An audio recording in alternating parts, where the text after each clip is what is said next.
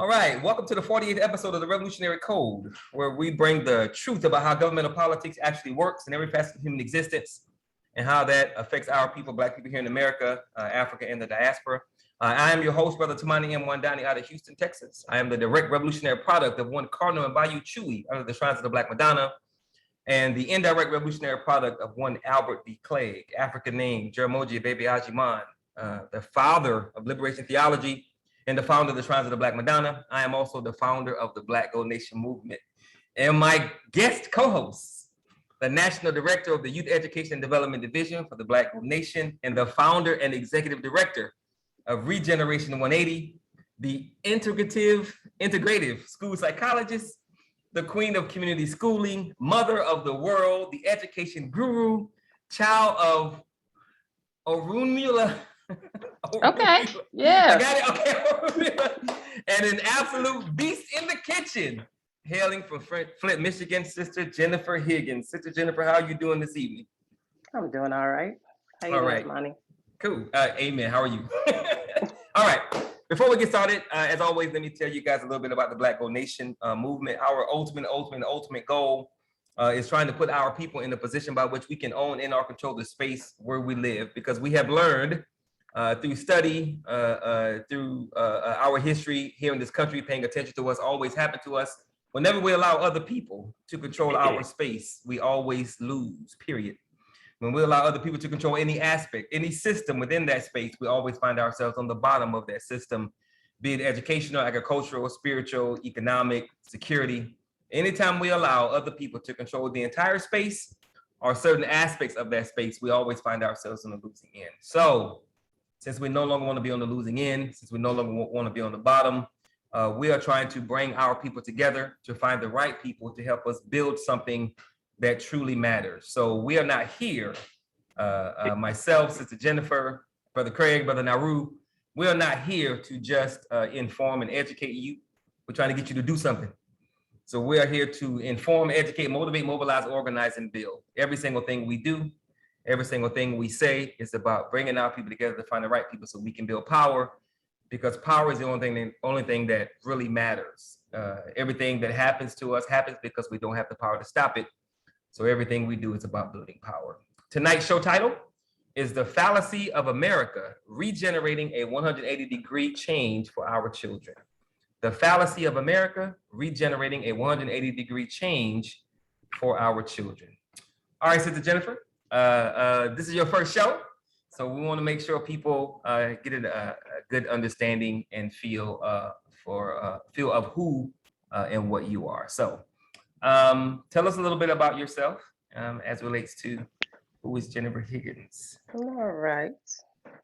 Well, I'm a Flint native, so first and foremost, I represent.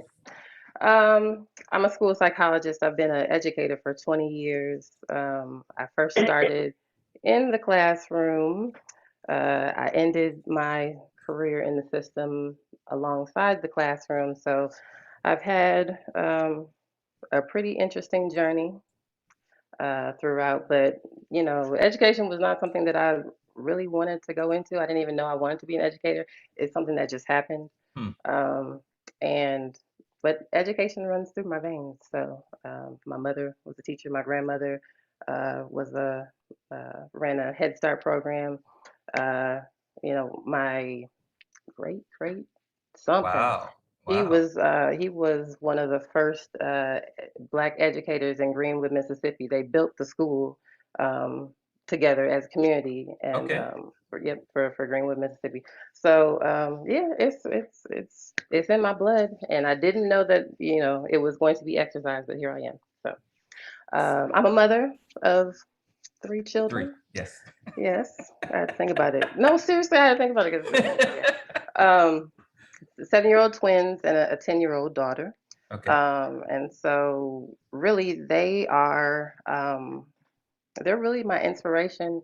I've been inspired by much more than just, their presence, but they were really my inspiration for really just getting out there and doing what was already in my heart to do. So that's a little bit about me. Oh, and I'm a wife. Amen. Oh yeah, that brother. Not Good, cool. good. So with all of those educators in your family, and with it indeed being in your blood, um, you weren't always trying to be a teacher or an educator. So what made you start Regeneration 180? How did that come to be? So, uh, I went to school first to be a record producer. I thought I wanted to be a music Oh, producer. I didn't know that. I was Okay, yes. Mhm. cool. I was inspired by, the likes of P. Diddy and Dr. Dre, All right, so I thought all I was right. going to be doing all that. But, um, I've been lucky, since graduated, I've been lucky that everything kind of fell into place. Like I was looking for a job. I moved here, to the Baltimore area with my cousin. We just moved here because my sister was here and Mm, we didn't have anywhere to go. We didn't want to go back to the Midwest. So we were like, let's just follow Jackie. Everybody follows Jackie. So we did that. And, I was looking for a job, and my sister so happened to be friends with, someone who was teaching, who was in their third year of teaching. And so everybody said that being a teacher is easy. You don't really have to have a degree in teaching and blah, blah, blah, if you work for a private school. So I was like, okay, I'll do it. Scared out of my mind, mm. like I was only 3 years, I was teaching high school seniors. So I was only like 3 years older than them, or like 3 or 4 years older than them. So it Wow. was like, it was a big, shock to be Yep. like, we all look the same, but I'm up here in my little fancy teacher sweater, and but yeah, that's how I came into education. Okay. And so luckily, like the universe has kind of provided opportunities for me to shape an understanding of what my calling really is, and understand what my place is in this world. And I know that it's to nurture children. Okay. I may not be like you know, I have a different type of style. I have to keep it authentic. But I am indeed a nurturer at heart. So that's how I kind of got to where I am with Regeneration 180. Uh, So around like 2010, I came to the conclusion that I was not going to survive the system, mm, at all. Um, I wasn't necessarily a rebel, with my position, but I didn't really care about what I was doing as much as my colleagues did, or in the way that they did, or they needed me to. Because by 2010, I was basically a testing machine. I had graduated from with my master's, gained a master's in school psychology, and with that, at first I was doing some research, so I really wasn't back in the schools yet. When I returned back into the schools, I started doing counseling, the counseling side of school psychology. But when I hit an opportunity to get some more money, with the public school system, I grabbed at the chance because I just became pregnant. Working at my nonprofit, school job, private school job, and then the opportunity came to hit that money, and I said, what, I'm only gonna do this for like a couple of years. I'm gonna do this for a couple of years, and then I'm gonna be done. I was there for more than a couple of years. mm. And at each year that I stayed there, my spirit just kind of wore down, because at that point I was a testing machine. Like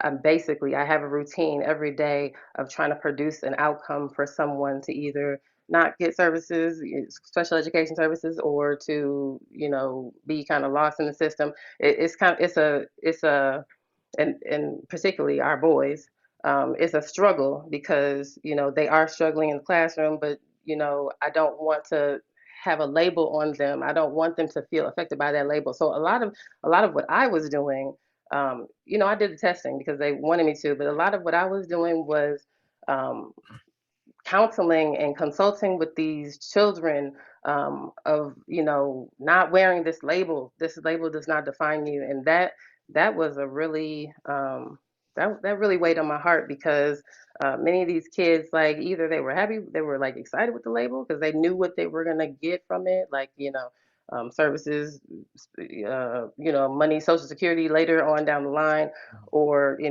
were like, damn, like, it just really broke their heart. So, yeah, so that's how I kind of made it out of the system. And then I said, you know what, I'm gonna do what I want to do, and I want to do it how I want to do it. So I, started my own private practice, and in that time, I started kind of developing what Regeneration 180 looks like, Okay. what it looks like. But it had already been placed on my heart since 2010, since 2012. Like the really Trayvon Martin, that's when things started to be like, okay, Jennifer, like, things like I would hear in the news, and then I was actually paying attention to it. Hmm. Yeah, that's what really affected me to kind of, you know, jump out of my introverted self and do that. So, because Okay. I'm an introvert, right? You know So that, right? what is? I'm You sorry. What you was the under, last part? you do know I'm an introvert, right? Yes, I know that. Okay, Yeah, okay. yeah. Yes. I don't care. So thank you though. What Regeneration 180? What that name? What does that mean? How'd you come to that? So the name essentially is the mission. For me, I think that the only way that we can get out of the situation that we are in is if we regenerate something new within ourselves, and what that newness is our African self. It's something that's already within us, but um, many people don't realize that that's within us. Um, Really, just reestablishing what African means and what an African is, and what this is a really big part of our development that is missing, because we're developing in a Western Eurocentric world, That's right. and so um, it may not seem like that's a big deal, but it is a big deal. Yep. And so the 180 speaks to our direction. Okay. So, law of polarity, going in the other direction and not in the same direction that we have been going, basically following the white man. So the white man. Okay, got it. All right. So two of your greatest influences are your mother and Dr. Amos N. Wilson. Why these two, and are there any other really heavy influences on you as Hmm. relates to child psychology and education? Um, well, my mother, because she's also a psychologist. I think that she's my influence because she's my mother, Mm. because of the way that she raised us. I was raised in a Christian home. God bless her heart. But it Amen. wasn't, and but it wasn't like an overly, a lot of people have that like conservative household. We didn't have that. My mother was a psychologist, so she balanced between a lot of things that were going on in the world socially, and then her faith, in Jesus. And so, um, we would like we were introduced to, like, back then transvestites were like, they were just like getting on the map or whatever. Like, she had to work with some of these people, and so they were around us, Okay. and so, like, she educated us about these people, not giving a pro and a con or anything like that, but just this type of life exists. Okay. And so I was fortunate to see a lot of things that I see now, and that I've seen the process of it kind of unfolding into something else. But just the way that she taught us, just the way that she kept an open house, she kept it very honest, she kept it very authentic, but she still stayed true to herself, her civil rights self. She she didn't, she wasn't one to really just, like, accept anything that she heard. So I like that I love that about her. Mhm. Amos Wilson, of course, he kind of shaped the social part um, of my theory. So, he's a social theorist, and so he helped me to understand, to kind of bridge connect the bridge of, well, children aren't being educated, our children aren't being educated properly, but how does this affect them power wise in the Mhm. future? And so he really got me to understand that. Education is really about obtaining power or solving problems so that you will be able to attain a certain power. Right. And so that is something that I keep in mind in everything that I do. Um, Other influences, uh, Carter G. Woodson, of course, destruction of Black civilization, Chancellor Williams. I do have some I do have some former employees that kind of shaped and how I work with kids. Okay. Miss Jennifer Gibbs Phillips from Washington Middle School for Girls, she's the co-founder of that school. She really I don't know. She really inspired me to open up my own school because that's what I really wanted to do. Ever since I knew that what was happening in the school was not for us, when I started to realize it and see it in real time, um, yeah, she kind of she helped me with that. She had very small beginnings with her business partner, and Mhm. they grew a school from a basement in apartment building to a big building in Washington, D.C. So her story is amazing. And of course, um, I try to keep her, in my heart. She has since passed, but Oh wow. yeah, Okay. she's an inspiration as well. Okay. Cool. I didn't know that.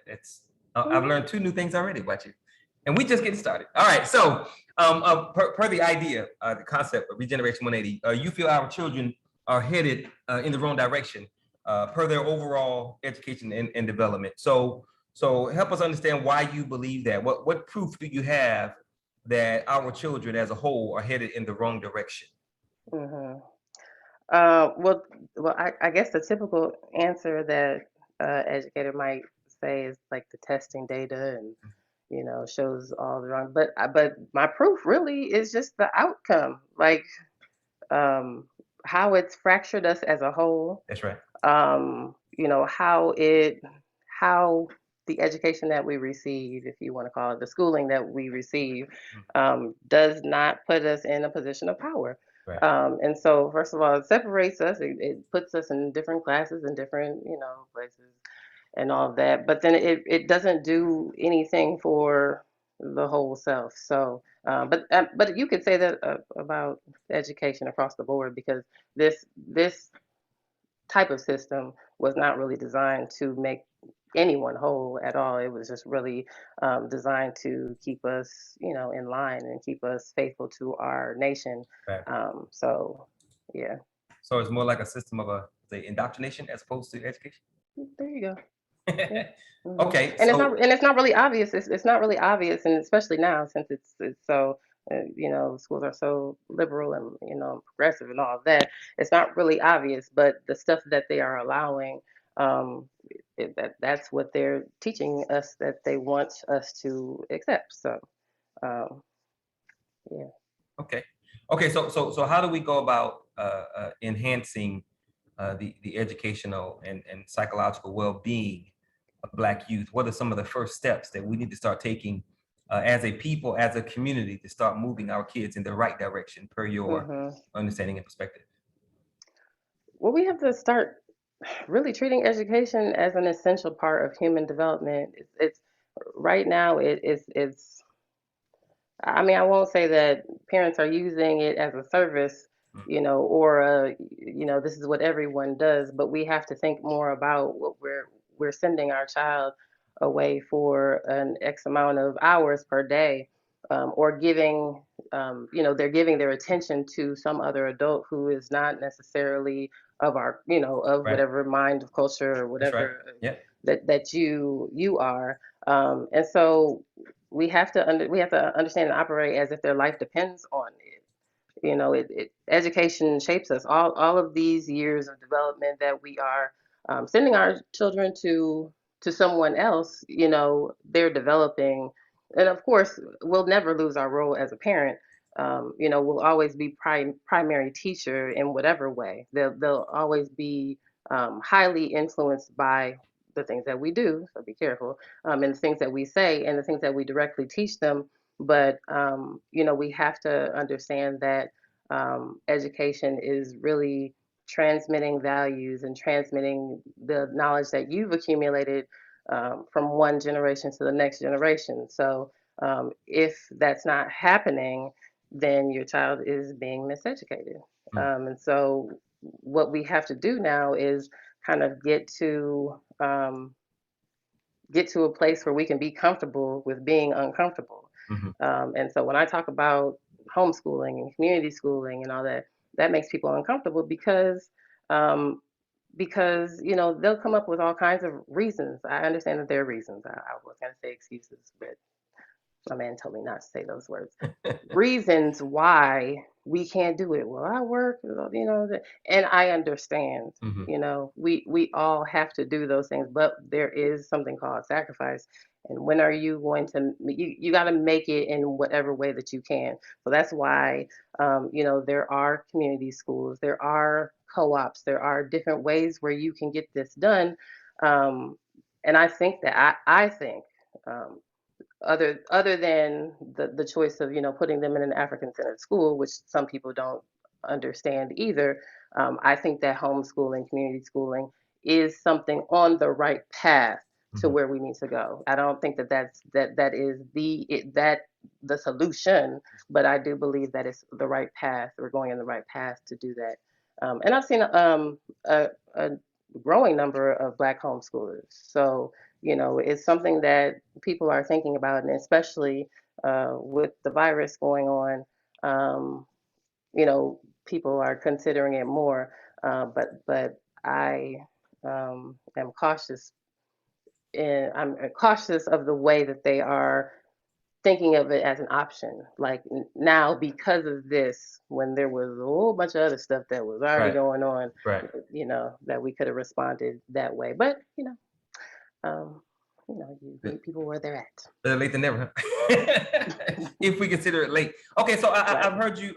You use the term community schooling a lot. Of course, you had an event trying to educate people as to how you go about doing that. So what exactly is community schooling, and if it's on puts us on a path to where we need to be, what is that ultimate goal of where we need to be? So what is community schooling? And it places us on the path to what? So community schooling is basically schooling your child within what community you have formed. And so the regeneration community school, as we are shaping it, our community is being formed. And so um, it's basically an exchange of families that are teaching their children together, which is not necessarily the same idea as a collective or collaborative. But everyone in the community is either doing something to help out, whether it be helping to raise funds, teaching classes, things like that. Making meals. Everyone is responsible for doing something, and then there is a lead teacher. So in this community school, I'm the lead teacher. There are other teachers who don't have students in the school, but we decide on the classes. We decide on the courses. We do all of that together. So that's what a community school looks like. And so, No, go ahead. Go ahead. Oh, I was just gonna say. No, what was your second question? I was gonna answer your second. And that places us on the path to what? Right. So this is a seed of what I want to develop a system of different homeschools or different collective homeschools nationwide, or these community schools nationwide, and they'll develop into a full blown school. So that's the idea. That's the idea, is that they develop into a full blown school, and that they all have the same curriculum going at the same time. Wow, I like that idea because it's so doable. It's very possible. Is community schooling regulated by the government? No, because everyone is a homeschooler. So when you pull your child out, you are the primary teacher. You sign the paper, and you're still the primary teacher on paper, and you're still the primary teacher in your home. So it works out that we don't we kind of like pulled a fast one there. I think that this probably won't last that long. Uh-huh. I think that they'll probably catch up to people who are doing this um, yeah, at some point. But I think that we'll be okay. I mean, I don't think it's not illegal. What I'm saying is it's not illegal because people can teach your child while you're a homeschooler.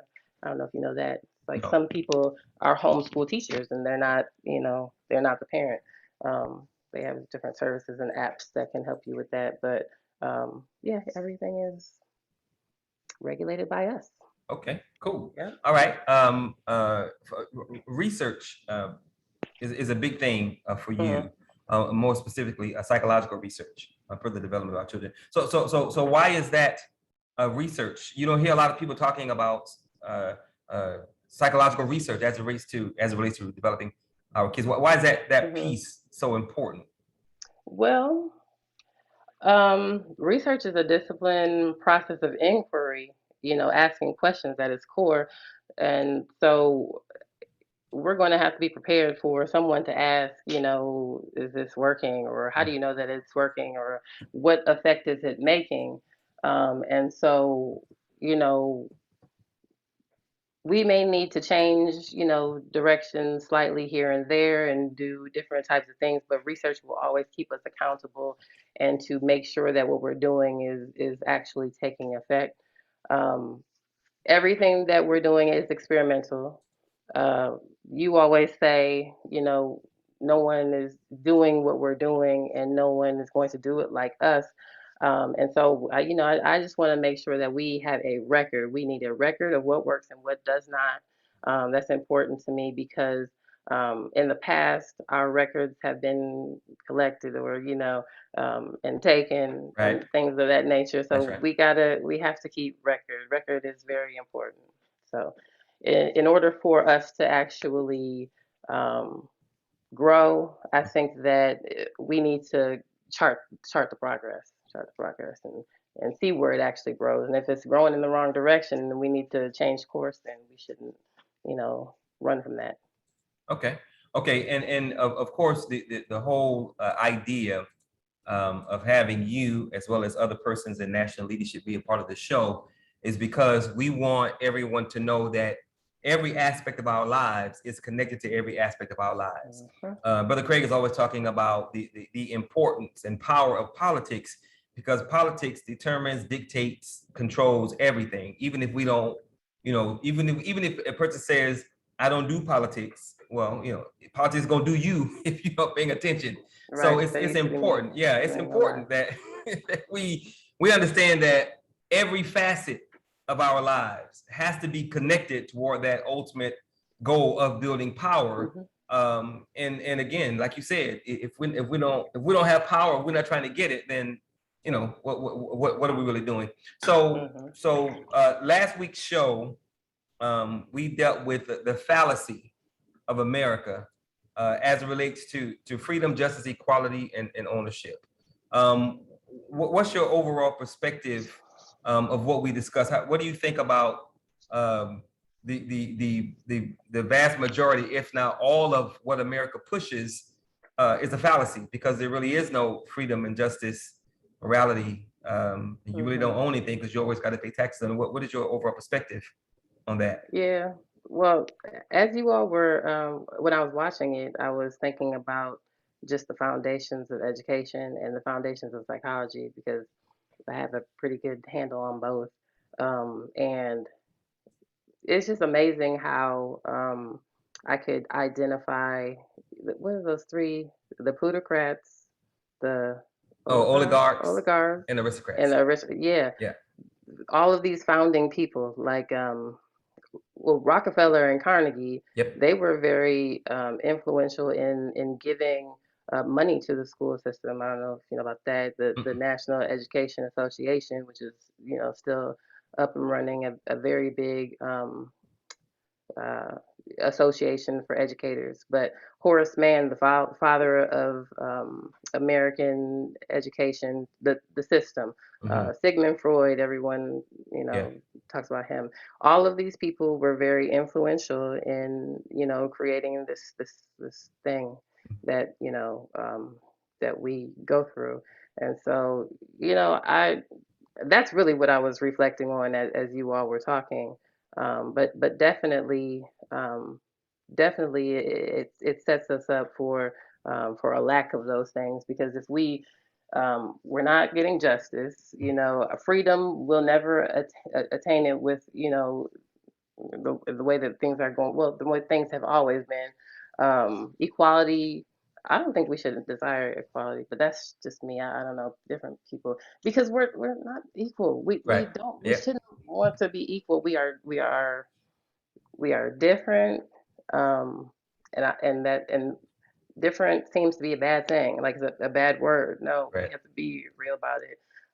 So yeah, I mean, all of those different ways that you all were talking about, these little pseudo solutions and stuff.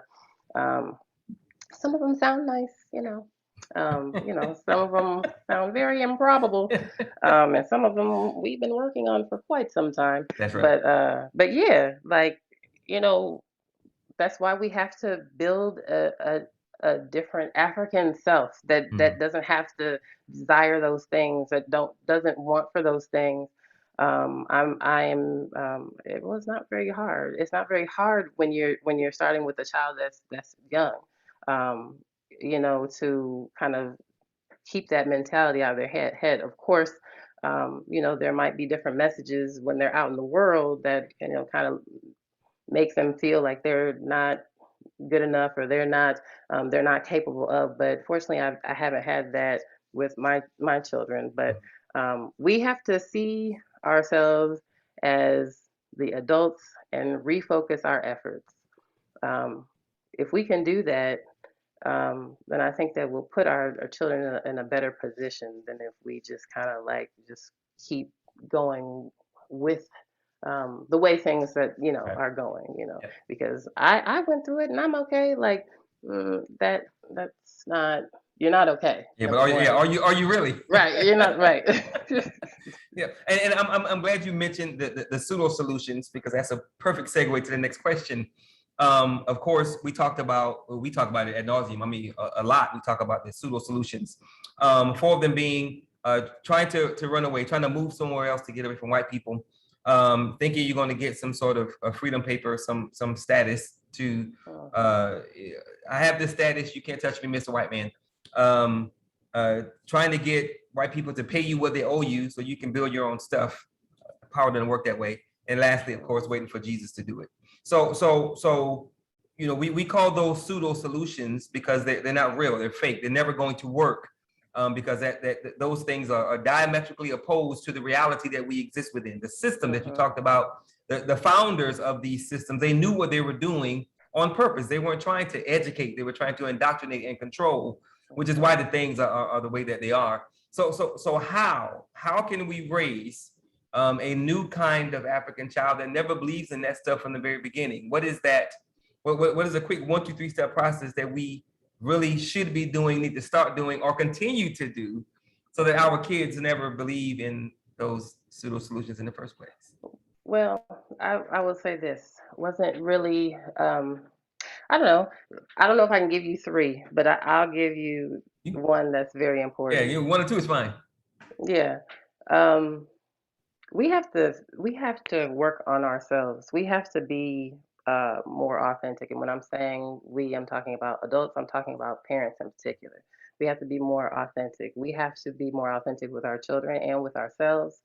And with that being said, I think that and I know that conservatives say this all the time, whatever, but we have to get back to the family, Mm-hmm. and whatever that family looks like. I'm not saying that you have to stay with someone that you don't love, or anything like that. I'm saying you are still family and you are still connected because of that child. And so we have to start working on our relationships with ourselves, and we have to start working on relationships with each other, and develop or make sure that our children see a culture, that is not uh, dysfunctional. Mm-hmm. And so that, if anything, I would say that.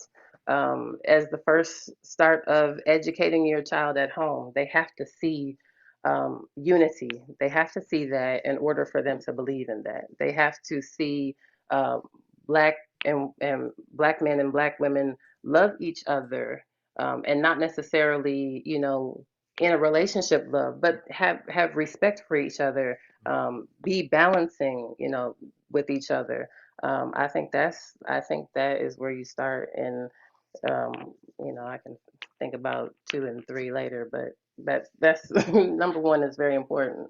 That's a common answer that we hear often. Everything starts at home. Yeah. Okay, that sounds great, but we know that a lot of our kids don't come from good, strong, solid homes. So I agree with you. However, we have a lot of kids we had our meeting today about the youth program we're about to start, and we were talking about this whole CWAP category status, children without placement. Yeah. Placement means they don't have a place to go.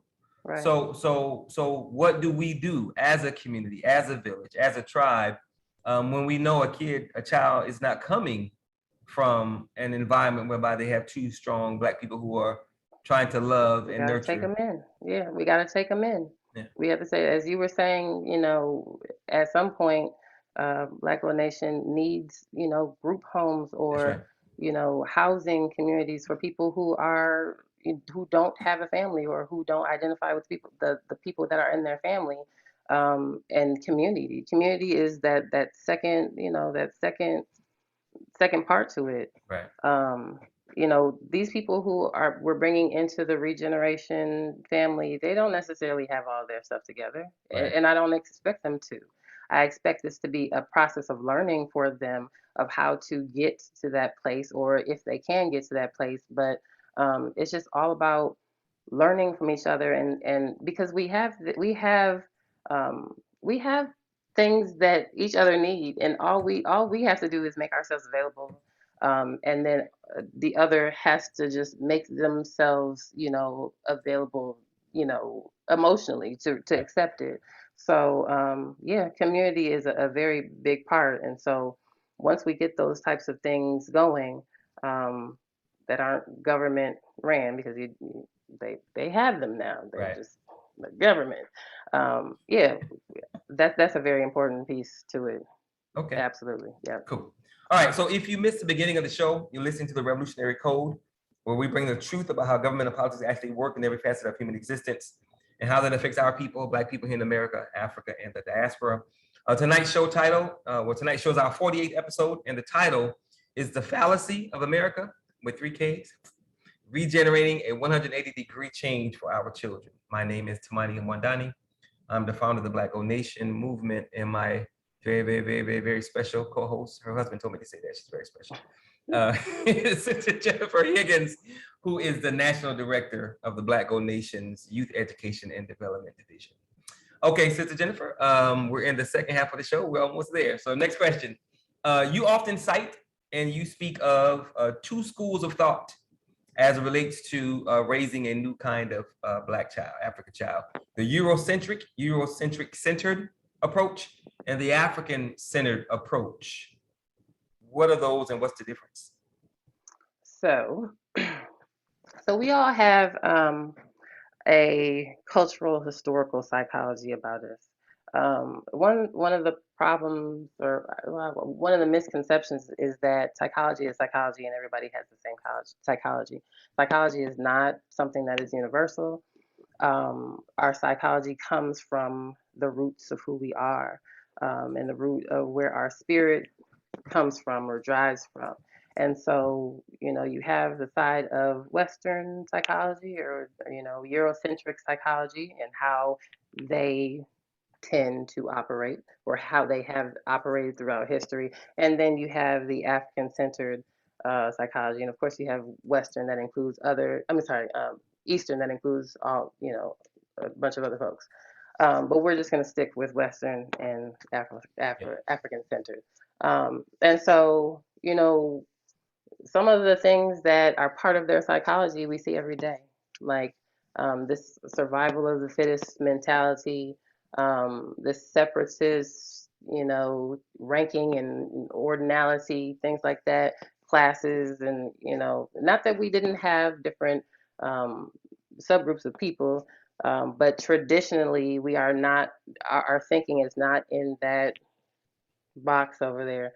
You know, when you think of traditional African psychology and traditional African cultural historical psychology, oneness, unity, sameness. We are Ubuntu. These are the types of. This is our roots. That's why I'm I'm not amazed anymore when I see, after someone's child gets shot or killed, they're over there in the courtroom, forgiving the person that did it. Like these are the types of that's in our heart. Our heart is to make peace. Our heart is to make balance, and so that is what I'm talking about when I say that there are two different types of psychology when it comes to the Western thinking and the African centered. Now, many of us are stuck in, and it makes sense because we live in a Western world where these messages, this is how we are raised. Yeah. And so we don't demonstrate many of these African centered principles, but that's what I'm saying. We need to go back to who we actually are supposed to be, and so that's it. That's the difference between the two that you mentioned. Okay. I forgot what your second question was, but I think that was it. oh, okay. Yeah, just what's the difference? What Yeah. are those two, and what's the difference between the two? So yeah, you answered them. Okay, so how important is spirituality in the Regeneration 180 model? Well, spirituality is life. It is. We have to understand that most of the battle that we are going through is an unseen battle. And so we see all that we see, but then there's much more behind it. And it's a very important piece because where there is physical, there is also spiritual, and we have to understand that they are not the same, but that they are interconnected, and then they play off of each other. And so, if we don't have a good relationship with the spiritual world in its natural state, um, then we won't get too far in the fight trying to get our power back. So it's critical. It's critical. It's actually one of the 7 domains of regeneration. So very, very critical. So if talking about what we discussed last week with the fallacy that America pushes and promotes and propagates, and then we get it 24/7. It's everywhere. You can be free, the American dream, home of the brave, blah, blah, blah, blah. With that being everywhere, and with what you just said, there's a fight that we see and there's a fight that we don't see.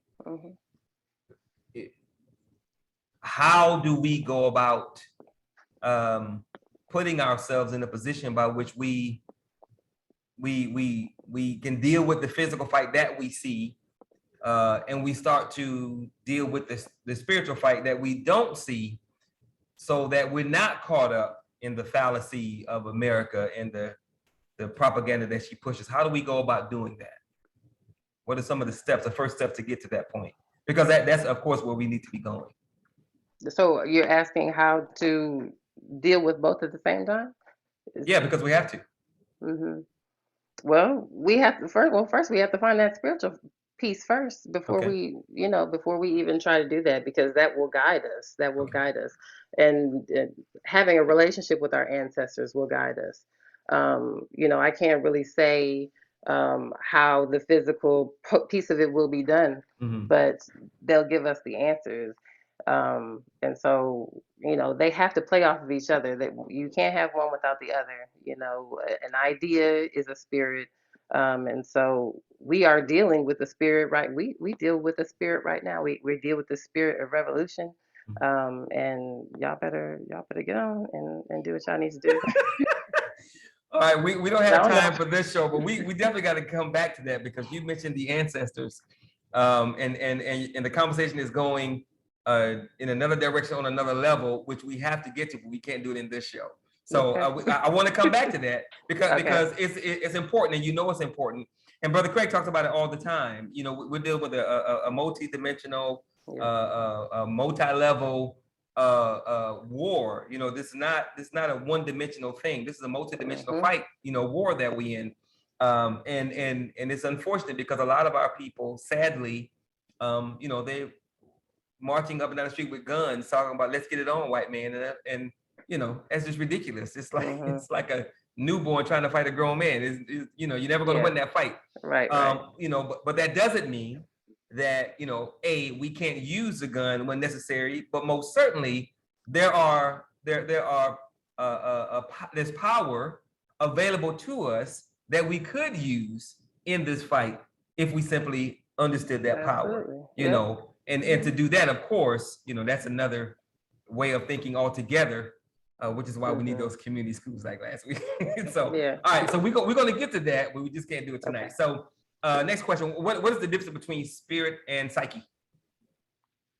Well, what is similar about them is that they're both energy. They're both Okay. forms of energy. The psyche is a type of spirit. The psyche is our soul. And I guess it would be more likened to our seat of consciousness. So it's where our unconscious and consciousness exist. So we all came into the world with a psyche. Um, it is the undefinable portion of the supreme intelligence. So we all have that coming into the world. The spirit itself is the spirit. There's many spirits. You know, you can't just say that there is one spirit. It's an evolving spiral of evolution. There are many of them. Like I said, an idea it would be a spirit. A spirit provides character for us at a given time or a given moment or in a given event. So my spirit could change based on what I'm doing. In fact, it should based on what task I'm approaching.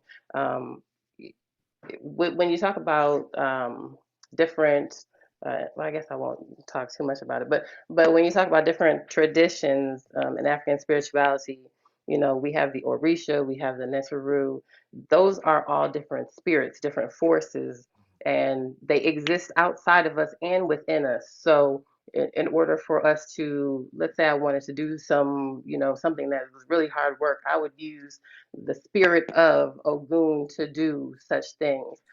So that is kind of just putting names on concepts. So spirit can change, spirit cannot die, and neither can the psyche. But there are different spirits. There's different spirits, and so good spirits, bad spirits. No spirits are necessarily. I wouldn't say that they are evil in terms of African tradition, but yeah, that's the difference between them. So when you think of psyche, think of the soul. A lot of people would say that that's emotions, but it's more likened to the soul in its traditional sense, and how. But people misuse that all the time. So. How this question just popped in my head, so I'm apologizing in advance. How difficult? One of those faces. How difficult, given how old we are as a people, how difficult is it to, especially when you start talking about spirituality, how difficult is it to try and corral all of that understanding that we have as a people, like the things you just mentioned, the different spiritual understandings, the different titles, the different cultures, the different belief systems. How do we go about bringing all of that together so we can start understanding it and utilizing it, and is it even possible? Because there's so much. Well, yeah, I mean, there is so much. I don't think that we need to try to understand everything Okay. in order to do something. I think you need to understand something and Yeah. understand Yeah. how it applies to you. I think those who want to understand everything, I don't know if I want to understand everything, but I think those are the types of people who will help other people to understand something, Mm-hmm. but it's not necessary for us to do that. I think that the concepts, the concepts, the concepts are universal across most traditional African spiritual systems. They have many things that are so similar to each other, and I Right. think that we need to pick those things and understand that, oh, okay, that's across the board Mm-hmm. basically, like, okay, and that's what I need to understand, and that's what I call psycho spiritual principles.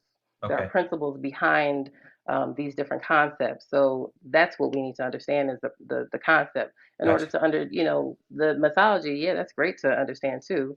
And if you are, studying to be, studying for a particular reason or to be a priestess or whatever, then I would understand that. But the concepts is what's most important Right. to understand. Okay. Okay. Cool. Thank you. All right. So do you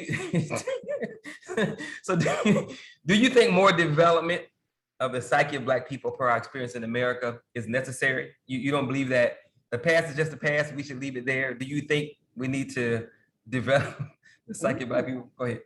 No, yeah. I mean, everything that has happened for a reason. Mhm. We need to learn from, I mean, you don't you say this all the time? We need to learn from. Well, maybe you don't. We need to learn we need to learn from what has been done, the good and the bad, That's right. and then take the good, and then problem solve to figure out how not to do the bad this time. And so, no, I don't know. Don't leave the past behind now. So what happens if we don't do that? What are the ramifications if we don't um, take into um, if we don't take time to study and understand our past experiences, what we've been through, how we got here, what are the results of that, of not doing that? What does that leave us as a people if we don't do that? We're gonna mess up, or we're gonna find ourselves right in. We won't be moving anywhere. We'll be accepting things that you know we shouldn't necessarily be accepting, like integration, but that's a whole different um, conversation. Right. But yeah, like it has to be looked at in order for us to understand what did not work. Mhm. People try to live through the spirit of certain ancestors and find themselves um, stuck in the same position. I don't see nobody making no big changes around here. Like, it's important for us to actually study the people that were, ahead of these movements Mhm. and thinking about their situation at the time, Right. their upbringing. We have to look at our leaders or our ancestors critically, um, and not be scared to do that, not feel it like we're being disrespectful. Yeah. But they made some mistakes, Yeah. and so And, we and need a lot of to. times we don't we for whatever reason we tend to look at critique of our past leaders as Yeah, disrespect, and it's not, because if you don't study and if you don't critique, like you just said, you end up making the same mistake right, because you got so and so up here, and right, you fail to remember that so and so was human, and, right. and and all humans make mistakes, especially when it comes to, like you just said, their past, how they got there, their upbringing, blah blah blah, and all that support. Yep. Okay, cool. So would you say that the development of the family and the community are the most important things as it relates to the regeneration model, the development of family and community? Yes, because I think that family is where it starts, and then if you don't have a family, then you can count on that community. But those are kind of the steps of progression, um, in terms of the unity that we experience. And so we need to make sure that the unity that I mean that it's actually unity that our children are experiencing, in these situations, in whatever way that unity looks like. Everybody's unity is not going to look the same. Right. It's not going to, to outside eyes, but a child has to feel safe, in a circle. So, Yeah. Yeah. yeah. Okay. If we don't develop our children to fully understand completely the fallacies of America, if we don't raise our children to understand everything that we discussed last week's episode, the fallacies of America, the lies, the propaganda, the indoctrination. If we don't do that, where does that leave us as a people? If we don't do that, dead and done. So I mean, yeah, so because yeah. so when Brother Craig says that, Amos Wilson says this is like we are educating to survive. Like right. at this point, we are educating to survive, and that's definitely the truth. In whatever way that you want to think about it, you know, the the the melanin in our skin, like everything is being washed away. That's right. Um, we need to survive at this point. So, but what were you gonna say about Craig? What? But and whenever he says it, I laugh, but I know he's serious. He says if you're not trying to be about this life, if you're not trying to build and learn and understand, you just need to go and kill yourself.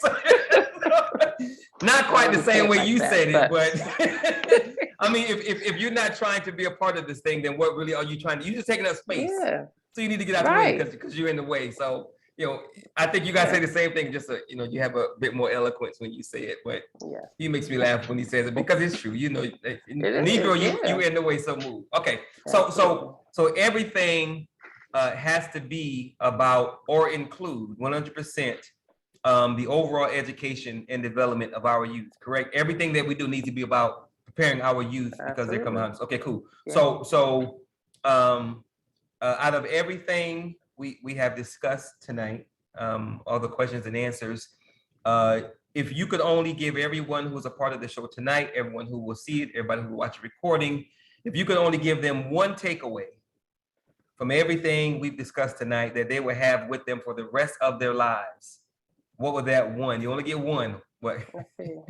And that's why I didn't think on this question because I knew I wasn't gonna be able to answer it. Like, well, you got to because I asked it. You only get one. Come on, you got to give me one. You only get one. One takeaway to understand from tonight's show. I don't know. I would say that I'll go back to the if you are a parent, then it starts with first of all educating yourself, of course, but being authentic and making sure that you are showing your child that you are not I don't know that you feel like you cannot do any wrong, like there are things that our children look at about us, and I think that I have a very good handle on being self-reflective in front of my children. I think that is very important for them to see you reflect on your behavior, um, just as you would want them to do for themselves. And so, if anything, I would say just set that type of example that you are a growing person, that you are a learning person, that you're a lifelong learner, that you are not necessarily perfect. We don't need to show our children that we're perfect. I think that our children respect us much more when they see that when we F up, we're real about it. So, be real. All right. That was a good one. And there is no wrong answer. And that will lead you to your African self. Bam. What? There you go. All right. Brother Naru has turned his camera on. That means that he's ready for the Q&A. However, he has to be number 2 because Sister Tara has asked the question first. So that's all the questions, Jennifer. And like I told you, normally we write up we right up to that first hour. So it's 9:59 for me, 10:59 for you. So that's it. And I tell you, it goes by pretty fast. And I tell you what, like the number of questions I asked Brother Craig, and when you saw yours, you was like, my God, it's a lot of questions, but it goes by pretty fast. So it works out. It did. All right. So Sister Tara's question, she says, and then of course, Brother Naru. Sister Tara says, when you were talking about the community schooling, she said, who serves as the various subject matter experts in the community school? Very good question. So, in our community school, well, in a regeneration school, we do not teach by typical subject matter. That is the reason. That's one of the reasons why I am known as the integrative school psychologist is because we integrate the learning experiences.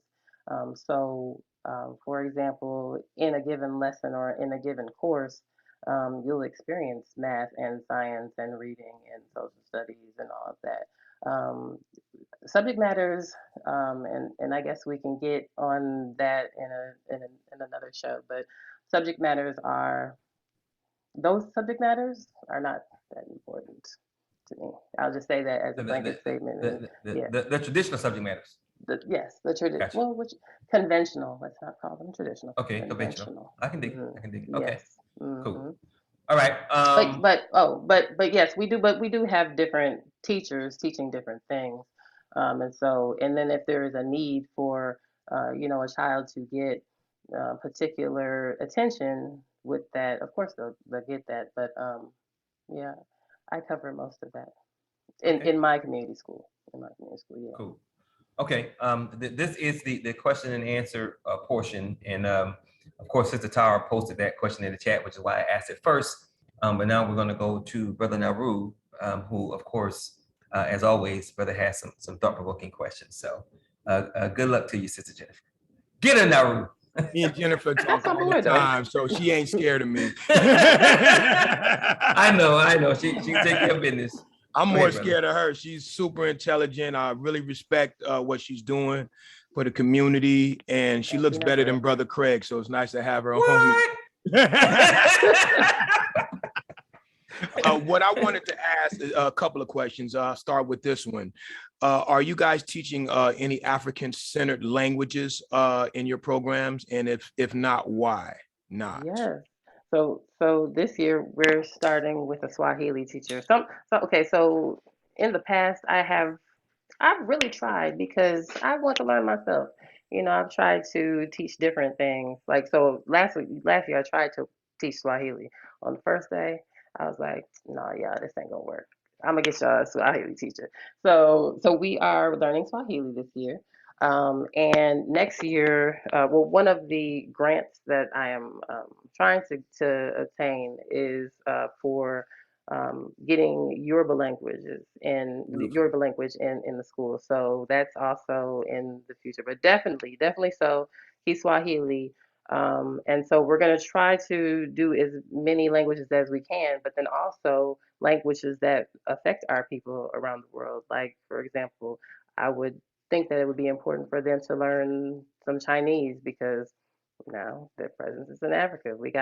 We have to think about the future and how we're going to communicate with others in order to get some of these problems solved that we have around the world. But yeah, yep. That's beautiful. I'm very happy about that. And earlier in the show, I found out something about you too, like Damani, that you wanted to be a music producer. I never knew that. I did. So I was wondering. I tried to keep that from you. Well, it's too late now. It's out there. That's out of the bag. I want to acknowledge that my brother Jabari, my brother Trey came through today. So thank y'all for coming. Welcome, brothers. Welcome. For a minute, so I'm glad they came through today. But I wanted to know if you ever used your passion, for music in your teaching. Are you using any of those things you wanted to do? That's a good question. I haven't. Sometimes I feel like that's a separate dream. Like when I am retired, I'm not gonna ever retire, but I want to be like a wedding singer or something. I want to do something with it, but I don't know if there's a place for me to do it with the kids. We'll see. I don't know. We'll see. I've taught my own kids, how to play a little piano, and we've done some voice lessons stuff, but yeah. I'll save that for my own. I'm just asking because I kept my music and my teaching separate for many, many years. And when I actually combined them, it really opened up a whole lot for me. So that's why I'm asking you that. And so give it a try. It really opens the children up and it makes them see you in a different light as well. So think about doing a little something. All right. I'll think about it. Yes. All right, sis. Thank you for being here tonight. Thank you for coming. Cool. That was it, Naru. You good? Oh yeah, I'm good. And I think Brother Barry probably got some questions. I saw him taking notes over there. All right. Well, that was the next question. Does anyone else have a question or a comment for Sister Jennifer this evening? Anyone else with a question or comment for our sister before we wrap this thing up? Where's the comments going once? Great stuff, family. Good to be here listening in. I mostly agree with everything the sister was saying. I mean, it's a beautiful presentation. I'm just curious as to what that quote is behind it. I had the same thought, brother. I was thinking the same thing. Yes, sir. There has to be a revolution, but it has to be a revolution of consciousness. Okay. Yes. Yeah. Hello, can you hear me? Yes, sir. Go ahead, brother. Is it Trayvon? Trayvon, yes, sir. Trayvon. All right, go How you ahead, doing? brother. All right, how you doing? Yeah, thank Brother Naru for inviting me out here tonight. I actually work at Castlemont High School. So I'm a teacher in the public school system out here, and I actually have an opportunity where I work with a lot of conscious or aware people in the school system. So we have a lot of leeway with stuff that we're doing. So pretty much everything the sister was saying, I do to a certain extent within my curriculum in my own little way. I'm a physical education teacher. So I teach about the human body, but then I teach about other things beyond the human body. And if at any time I can bring up a topic of a conversation or something, you know, I always do that too. Teachable moments, I always use that. So just appreciate this. And Brother Naru don't know that he's gonna be a topic of conversation in my class because I got his music. So I'm gonna be playing stuff in there. We're gonna be having conversations in my class. Right. But yeah, just wanted to thank y'all for inviting me and just wanted to say that. So I appreciate all that. And that's good that we out there. Oh, the piece I wanted to say that I was reflecting on, because you were saying something about what can we do? And it's that piece, that same thing that she was saying. I think that we just have to be visible, you know what I'm saying, where people can see us. Like how she was saying, be open and honest, be transparent with yourself, be vulnerable, you know what I mean? Because if we want people to grow and be different, they have to see that, because kids emulate and imitate a lot of things that they see. That's right. You know what I mean? So they need to see us. That's one reason why I am in the public education system, right? I would love to start my own school and with a bunch of conscious people. What you're doing, sister, I would love to be a part of that situation. I think that's a great thing. But then I also think about it as, okay, well, if everybody did that and put out of the public education system, then what's going to be left in there? You know, I see it. We definitely need, you know, our people still in the schools, and we definitely need Black males, definitely. Yes. So. And thank you for what you do, because you go beyond, you know, what you're paid to do. Like, you're doing what's on your spirit to do, and so that's most important. I think that's beautiful. Thank you. Yeah. So that's all I wanted to say. You know, yeah, we just be visible and just, you know, try to show these kids something. You know. Cool. So that's my comment. Right. Thank you, brother. I appreciate it. Thank you for sharing. Does anyone else have a question or comment? A question or comment?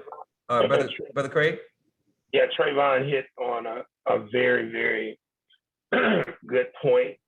And it gets to, again, a lot of the idealism that our people have, not understanding that homeschooling is not the solution. I'm glad Jennifer echoed that, because when you think about the overall dynamic, you know, again, the idealism does not come into play. Now, if you now start, it has to be a combination of things for those children who probably are antisocial, which I still believe they need to be immersed into a social setting, because you lose that dynamic, and not too many educators parents are gonna be able to educate their children like Sister Jennifer, and they're not gonna be able to find individuals to teach those children in that particular manner. So I understand the homeschooling deal, but the better model would be charter schools with an Afrocentric curriculum that then becomes the model for public school systems. However, in order to transition the public school system to make it accountable and responsible for our communities, you would have to now lock down the elected positions on the school board which then you could identify who the superintendent would be. We had a big discussion here in Shreveport a few days ago about the disbursement of funds per child. And there's more than enough money to educate our schools, should I say, our children throughout the country. Money is not an issue. The issue is that 95 to 98% of the dollars that are allocated for each child go to salaries and benefits for teachers, staff, and administration. The students really don't get any of that money directly connected to them in the hands of people like Sister Jennifer and Brother Trayvon. It just doesn't happen. And that's how the system is set up. So you can throw money at the deal all day long. It's not going to change. And that's why we looked at the movie, the documentary, Somebody Waiting for Superman. Right. It will change under the current system because the unions are controlling the overall dynamic. And it's so unfortunate that our people do not understand the mechanism of this. So the children, in essence, are just being used as pawns to generate recycled tax dollars for older people to have jobs. That really is what it gets down to. And then the committed educators like Jennifer, Trayvon, and others, they get thrown into the mix with just a whole bunch of do nothing, go along to get along, pseudo educators. And that's just where the game is at. So that's why people like Jennifer is coming up with a new model in order to impact our folks. Because 90-some% of these teachers ain't never even read Miseducation of the Negro. They don't know who John Hope Franklin is. They couldn't tell you none of these people. And so what are they gonna really put into these children? Nothing but a Eurocentric mindset. Yeah, you're right. Touche. All right. So any other questions or comments for Sister Jennifer before we close it out? Going once, going twice. Dr. Jones, I would like to get contact information for the group you talked about in Cypress, Texas. Jennifer, I'm not sure if you see the chat, but she says here in Cypress, Texas, we have a group of parents who have expertise in core subject areas who volunteer to take turns offering instruction to a small community group of parents who were bonded together by an AAU basketball team, similar to the idea concept you were talking about. So Cypress, Texas is not too far from Houston. So I want to talk to those persons because I would certainly like to learn more because I love the idea of the community school. And I agree, of course, with everything that Brother Craig just said. But we don't have the luxury of doing anything one at a time. We got to do this stuff simultaneously. So as we are working with our local legislators and policymakers and council members and blah, blah, blah, blah, we need to also make sure that we are getting the community right to best educate the kids. So as much as we can do while we're working on this other thing, while we're trying to feed ourselves, protect ourselves, and everything else we got to do, I most certainly want to be all over there. So Dr. Jones, I would like to get the contact information for that group. If you're willing to share it, I would love to talk to those people. So with that, Jennifer, I don't think anyone else has anything else to say. So you want to give any closing remarks or comments before we say goodbye? Thank you, Dr. Jones. You may say that was required. No, I don't have anything to say. No, I don't have anything else to say. What, you heard that? All right, so you good? All right, well, thank you for staying up late. Jennifer's in the Baltimore, Prince George County area, so it's like 11 o'clock her time. So she stayed up late for us, so I really appreciate it. And this will not be the last time you see this beautiful sister. We will most certainly have her on to talk about some more stuff. There are aspects to her school program that we didn't even come close to talking about. And then we absolutely must get into this whole spirituality thing because that's key. So I thank you, sister, from the bottom of my heart for being a part of the show, for stepping up and making this thing happen. I appreciate it. So With that, always, always, always remember two things. No one can do everything, but if everyone does something, everything will get done. And absolutely, always, always, always remember that nothing is more sacred.